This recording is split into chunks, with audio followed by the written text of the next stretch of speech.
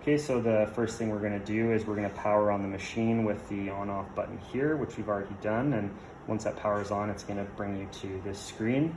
The first part of getting ready to save your scan is you have to enter in some patient information. So you hit this patient button up here, and that will bring you to this screen. You're going to go through the various fields with this roller ball that kind of just looks like a mouse. And then you've got a left click here.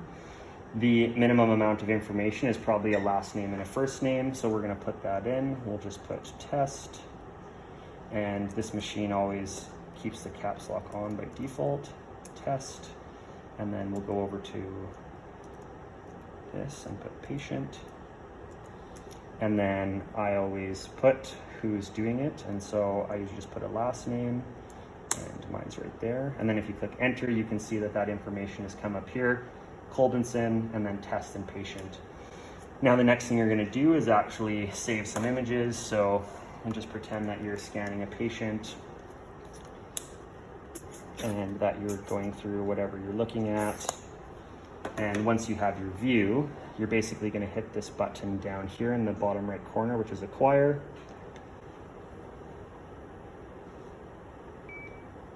And you can see that now the machine has saved a thumbnail with your image, and we'll maybe just hit one more.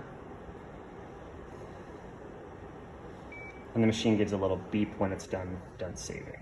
So let's say that you've done all of the images you want and you're ready to end the exam. Next thing you have to do is hit this button up here that says end exam. And so we press that and it builds the report. And then it'll just take you back to the patient information page. So to get out of this, you just scroll down and hit OK. And then what we want to do to find the scans we just did and to transfer them onto a USB is we're going to hit this button up here that says review. When you press that button, it takes us to this page with lots of options up here. And we want to go to this very first option, which is kind of like search for study. And so if you just click that, then it's going to bring up all of the studies that have been done on this machine.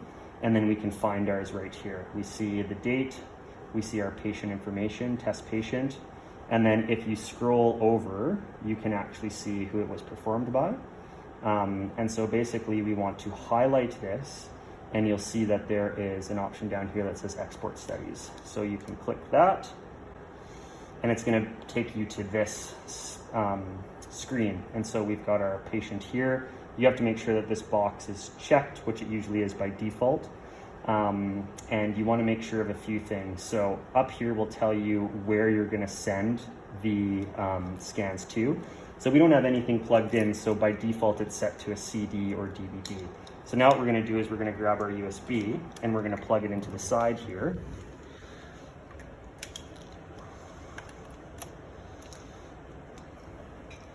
And once the machine recognizes that USB, there should be a drop down here for USB. And we see here USB storage. So we want to make sure that we select that, USB storage. And then there's a couple things you need to make sure before you hit this start export button. You want to make sure that this media format says PC. If it ever doesn't say PC, it should be on there by default. But if it doesn't, all you have to do is go into this button here, configure, and it gives you options. So here, there's a bunch of options, but this is the main one, selecting between PC and DICOM. So you want to always make sure that PC is selected. Other things you can do on this is you can change if you want it as an MPEG or an AVI. I usually just leave it as this. And then you can also uncheck this here, which includes patient information on your scan. So if you want it to be de-identified on the machine, you can just unselect this. And there's another option that shows up where it will make a folder with the patient information, but the actual video files themselves won't have any patient information, which is good to do for like review because we want it to all be de-identified if someone else is looking at it. For the meantime, I'm just gonna hit include patient information, and then we're gonna go okay. It takes us back to this screen for which we see PC, USB storage. This is checked, we're all good to go. We hit start export. And what we're going to see down here is it'll just give us a little loading bar, and it says exporting study 1 of 1, and we're just going to wait for this to finish. The more scans you save, the more images in your scan, the longer it'll take. And then once it's done, it just takes you back to the search for study stage.